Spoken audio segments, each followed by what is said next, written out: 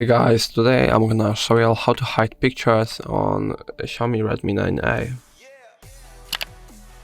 Firstly, go into gallery. Now tap on the picture that you would like to edit, you would like to hide. Then tap on the three dots in the bottom right corner. Tap on add to album, private album. Tap on OK. Now I will have to turn on synchronization for gallery, so tap on go to settings, tap on turn on here, okay. Yep, select high quality and you can go back now. Now you will have to set up a privacy protection password if you haven't done already. So not yep, tap on throw it again, tap on next, not now,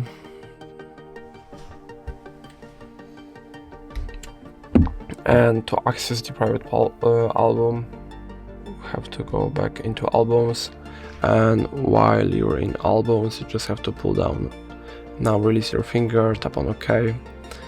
No thanks. Now type in your privacy password, and here is our picture. You can also hide it by tapping on it, tapping on the three dots, and tapping on what? On this icon, and then tapping on the screenshot. Let's say, and that's going to be all. You don't have to.